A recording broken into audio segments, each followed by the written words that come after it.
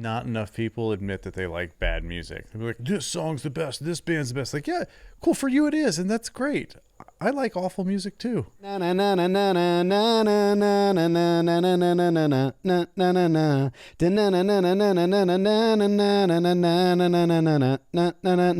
to those songs. For the record, it was not a debate. We were very much in agreement that the band has a ton of talent, but Fred Durst kind of ruined a lot. I mean, of it. it's just some people, well, I would say lots of people really like that because they still sell out shows. Like this is a noise that you can make with instruments. A guy's face can make that sound. Like, I had to learn how to do it. I was like, I have to know how to sound like that. That's incredible.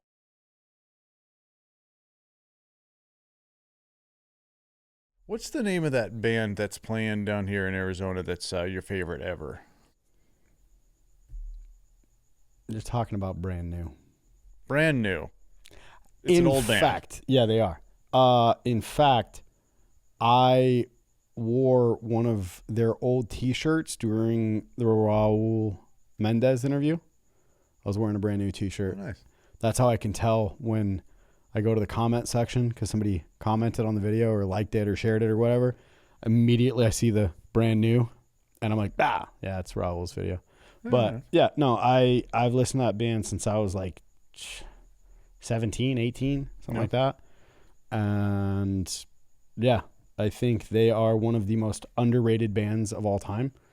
And I will argue till the bitter end that The Devil and God Are Raging Inside of Me is, I'd say, in the top 10 best rock albums that has been created in 50 years. I also like a lot of terrible music and will die on the hill that these awful songs are the best ever written. Okay. I hear you, pal. Okay. Yeah. Yep. Yeah. Yep. Cool. You have my support. Thanks.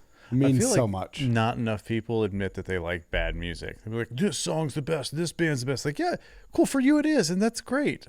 I like awful music too. It's definitely not awful music, and I would say that I can see where there's an emotional attachment to each album because each album that came out was like a very specific time in my life that was fantastic and or very hard, right? And it's funny because each one of those albums is like the soundtrack for that time frame for me, right? Like when their first album came out, your own favorite weapon, it was very much like a poppy punk emo album, right? And that was the feel for the time. And I'm just like, I was in bands and we were having a great time. And then Deja and Tadu came out and I was like, damn, yeah, no, I'm really feeling like more complex emotions and wow, like it represents that time. And then, there was The Devil and God Are Raging Inside of Me, unless you want to consider the album that they had stolen from them and bootlegged and almost bankrupted the entire band, which is The Devil and God Are Raging Inside of Me. I'm sorry, Fight Off Your Demons. They took what they could from that album and they ended up creating The Devil and God Are Raging Inside of Me. If you could stay awake for this, I'd appreciate it. I'm doing my best. All right, appreciate it. I got you, bud. And then Daisy came out and everybody... I shouldn't say that. I'm speaking in blanket statements, but a lot of their old school fans hated it. But they, even before it came out, they were doing interviews where they were like, look, we put together an album that was just what we would play if we were just hanging out jamming. And this is not your typical brand new album. And it was a beautiful album. And then they kind of took some time off. And then they came out with Science Fiction. So good. It's so good. And that actually is tied in with the death of my grandma because that album came out right around the same time that my grandma passed away. And we went out to San Bernardino to see them play. And we had VIP tickets and all that. And my girlfriend at the time, slept through the whole drive there. And then the whole drive back, I drove the whole way. And I just had that album on repeat and was like just having so much introspection, going through all of the things. Because my grandma and I were very close. I was grandma's boy, right? And so it's very much tied into a lot of emotions that I have in my life. And yet also, I think if you personally could like set aside the fact that like you are or were an edgy queen goth boy, like as a pop tart, or wait, as a goth tart. That's what I like. You're a goth tart. Okay, yeah. I was a goth if tart. you could just stop being a D-bag for like 20 minutes and listen. No, I know. If you could just take the Tom Fords off for like 20 minutes and just like listen to a couple of their songs, allow me to play you a couple of their songs, like I think you'd be like, I see where you love this, you know? So I think I'd be more apt to read the lyrics to connect with it because, quite frankly, and not even at a sarcastic level, the genre of music, the way that it sounds, is something that I just genuinely don't care for. Yeah, in a very strong way. Right, but you have no idea because you've never actually listened to them. Well, emo and the whole punk emo scene, like that kind of music is absolutely offensive to my ears. Right. I might be able. You could show me. Maybe you could give me a song that would be like, okay, I'll listen to that one. But I just, those genres, those two, and then those two put together, the whole thing is really, I missed it. Now, I am a huge fan of lyrics, and really good songs for me, can be ruined by really bad lyrics. Yeah. Limp Bizkit, we were talking about them earlier. Great songs. I'm not a Fred Durst guy. I don't care for his lyrics at all.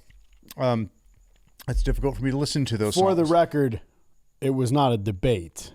We were very much in agreement that the band has a ton of talent, but Fred Durst kind of ruined a lot. I mean, it's just some people, well, I would say lots of people really like that because they still sell out shows.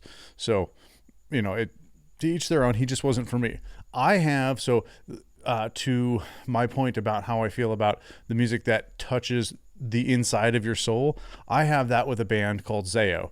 It is an absolutely aggressive, very aggressive hardcore band with a very specific vocal styling that pretty much no one likes except for me and like 17 other people today. Yeah. And that band, I've been listening to them since 98, something like that. And I mean, all the hardcore bands that are out now, Zayo has been doing this stuff since the 90s. And not even like kind of a little bit where it's like, oh, you can kind of hear the similarities. Like, no, this is still like, you guys are still just doing this. And I've had those same experiences with each one of their albums where every album touched a particular developmental part of my life that I have emotional ties to. And I could show people these songs and explain to them the intricacy of the songs, the depth of the lyrics and all these things. And they would still just hear the song and go, wow, that's effing terrible, Brandon. How could you possibly like it this much? And I can't explain it to you. I just do. And I agree that hardcore with that kind of vocal, it's not good. I also really genuinely thoroughly enjoy classical music, you know, Shostakovich, Chopin, you know, all these different really, really detailed, intricate composers. I love that. And I also really love Zayo. These are two very different things. And to call both of them music in the same breath even makes me cringe. Yeah. But the reality is that I feel the same way about that band that you do about yours. I could play you a Zayo song, and I am quite sure that you would go, wow, that's awful. Why would anyone bother with it? Wouldn't hurt my feelings. Because again, I like what most would call bad music. Yeah. So there was a band that I really loved the dynamic of the music versus the lyrics, right? And they had this song, it was a band called Boys Night Out, right? And they had this song that had this like super catchy, like melodic rhythm to it, right? And it's very, very pop unless you actually listen to the lyrics, right? And so production quality was terrible. Very much like a cakewalk recording. Awesome. You know, it was rough. Cakewalk and Cubase. Let's go. Yeah. And so the melody to it goes. Right.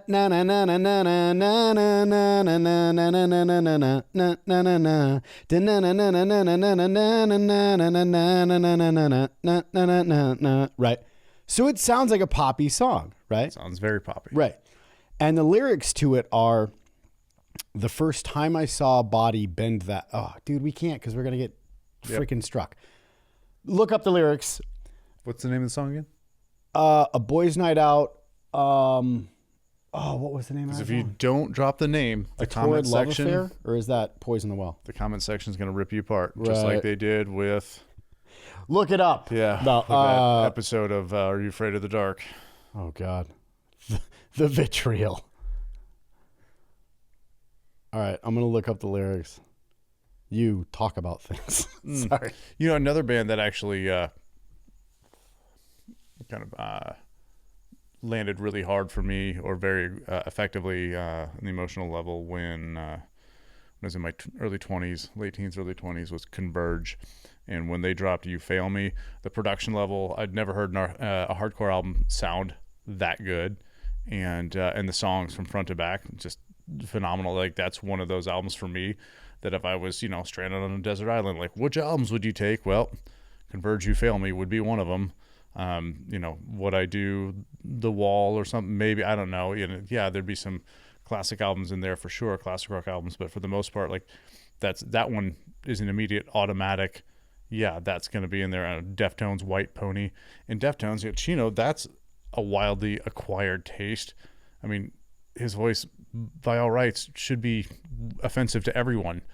But I don't know too many people, I mean, I say now, over the age of 30, like 30 to 50, that don't like the Deftones. Right. And yeah, it was A Boys' Night Out, A Torrid Love Affair. Look it up. Sorry, go on. So, Converge, You Fail. When that dropped, I remember the first time I heard the opening riff on that was one of those, it can sound like that. Yeah. And I did the same thing with Zao, with Liberate Te Ex Infernus. Albums like 1998. And half of those songs, at least half of them, are still wildly relevant today. If you were to go play them at a hardcore show, people would be like, that's the coolest thing I've ever. Like, oh, this has been around for 30 years, kids. Right. And that album, that was one of those, it can sound like that. Like, like this is a noise that you can make with instruments. A guy's face can make that sound. Like, I had to learn how to do it. I was like, I have to know how to sound like that. That's incredible. There's a band called was a band called the Broadways. They were like this Chicago punk band, and I love their music so much. And it was two singers. They did a lot of call and response, and then one would take this song, the other would take this one. And they, if memory serves, they came from a band called Slapstick, and after they broke up, they formed two separate bands with the lead singers going their separate ways. One was the Lawrence Arms, and the other is the Honor System. But that was the first time, because I grew up, like, my dad was big classic rock guy, right? So I grew up listening to the classics of rock, right? And was like, my dad was big into music, and like, I remember taking a stab at writing lyrics, right? My dad was like, you can't do that because you put too many syllables in this line. It sounds like shit. And I was like, okay. Thanks for the support. Oh, dude, it was brutal. Like, this is my art. Shut up. But it wasn't until I was like, well, what about when Don Henley did it in such and such? And he's all, good point. And he left me alone, right? But the structure of music was always ingrained in me, right? And all of a sudden I'm listening to this band where notes be damned. This man is going to sing whatever the hell he wants, and you're going to listen to it or don't, right? And they didn't care. And it was the first time I heard a singer try to hit a note, and I don't even want to do it because people immediately click off of the video, but he would, a note, and would sing it as long as he could, stop, take a breath, and make his way back into the note again just to hold it for another 5 seconds. And like, they are fantastic. I love that band, or were. And another band, and I'm sure I'll catch some hate for this for anybody who's like, oh, soft, freaking, you listen to indie music, I'm on Instagram and I hate everything. But it's okay to hate on indie music, kids. Yeah, and look who you'll be. Anyway. You could be you. You don't have to be me. You should be you. Take those fucking glasses off. It's not happening. Are you tired of big corporations farming you for views? So are we. We're just two poor guys that are trying to put together a podcast. So if you can give us some help by doing a like, share, comment, subscribe, or save, it helps us trend in the algorithms. Thanks.